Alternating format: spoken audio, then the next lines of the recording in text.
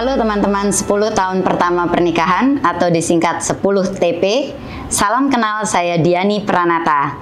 Hari ini Diani akan men-sharingkan salah satu cara pengelolaan keuangan. Berdasarkan survei, salah satu masalah besar dalam rumah tangga adalah masalah keuangan. Kenapa bisa terjadi demikian? Bisa terjadi karena dalam rumah tangga itu tidak ada penghasilan. Nah, untuk yang ini saya tidak akan bahas di sini ya. Mungkin ada sesi lain bagaimana cara mendapatkan penghasilan. Tapi yang akan saya bahas adalah suami atau istri punya penghasilan atau bahkan suami dan istri sama-sama punya penghasilan, tapi tetap saja masalah keuangan menjadi masalah dalam rumah tangga mereka. Kenapa bisa begitu? Biasanya terjadi karena cara mengelola keuangannya salah. Nah, salah satu cara mengelola keuangan yang Diani sharingkan ini adalah ilmu dari T. Harv Eker atau T.H. Eker, di mana beliau mengajarkan sistem mengelola keuangan dengan cara 6 money jar atau 6 pundi keuangan. Bagaimana caranya?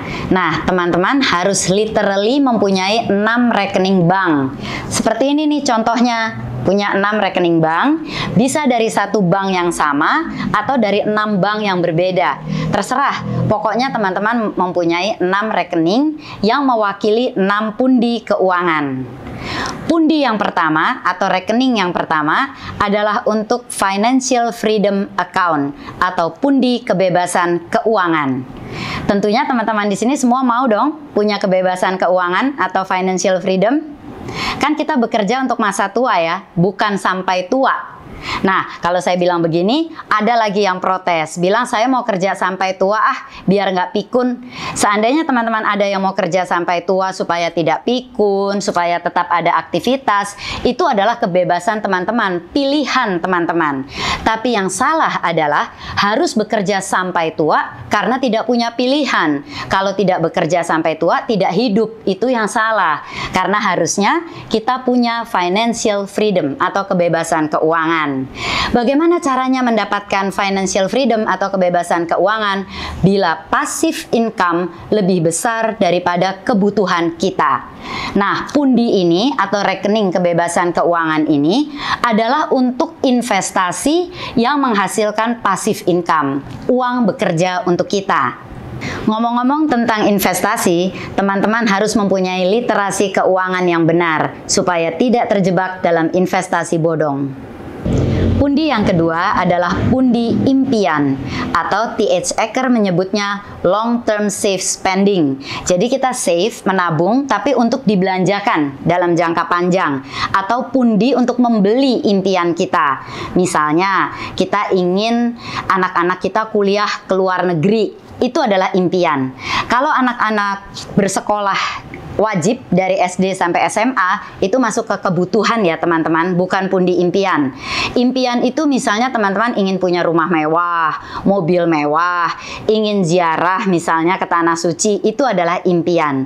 Dananya dari mana? Diambil dari pundi ini, pundi yang kedua atau pundi impian.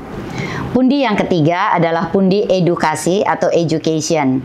Pendidikan yang dimaksud di sini adalah pendidikan untuk kita suami istri. Karena sebagai manusia, kita tetap harus meningkatkan kualitas kita ya. Buat saya, selama hidup masih harus belajar. Kalau kita tidak mau belajar, artinya hidup itu berhenti. Nah, kadang-kadang kita ingin meningkatkan kualitas diri kita dengan mengikuti training-training, seminar yang bagus-bagus, tapi nggak punya dananya. Kalau teman-teman punya pundi ini, pundi edukasi, bisa diambil dananya dari sini. Nah, pundi yang keempat adalah pundi give atau memberi. Memberi kepada siapa? Kepada sesama yang membutuhkan. Tentunya dalam hidup kita tidak boleh hanya menerima saja, tapi juga harus ingat memberi. Bahkan ada kata-kata bijak yang mengatakan givers gain. Barang siapa memberi, dia akan menerima. Pundi yang kelima adalah pundi play atau bermain. Ini adalah pundi yang saya sukai juga, pundi favorit saya. Misalnya gini, teman-teman kalau pagi harus minum kopi, itu kebutuhan ya. Tapi kalau ngopi-ngopi cantik di kafe yang mahal, itu bukan kebutuhan. Harus mengambil dananya dari play. Lalu boleh nggak dia nih, saya shopping pakai kartu kredit? Boleh, asal ada dananya di pundi ini, di pundi play. Kelihatannya enak ya, apalagi dengan slogan-slogan zaman sekarang. Buy now, pay later. Beli sekarang, bayarnya belakangan. Iya, belakangan bingung bayarnya ya. Nah, teman-teman boleh melakukan itu kalau ada dananya di pundi play. Pundi yang terakhir adalah pundi necessities atau kebutuhan. Kenapa kebutuhan diletakkan paling akhir?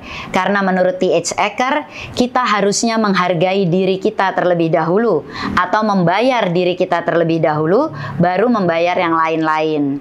Mengenai persentasenya, pundi kebutuhan atau necessities ini bisa yang paling besar. Misalnya 50%, 60%, 70%, terserah teman-teman sesuai dengan kebutuhan teman-teman. Asal ada yang dialokasikan untuk kelima pundi lainnya.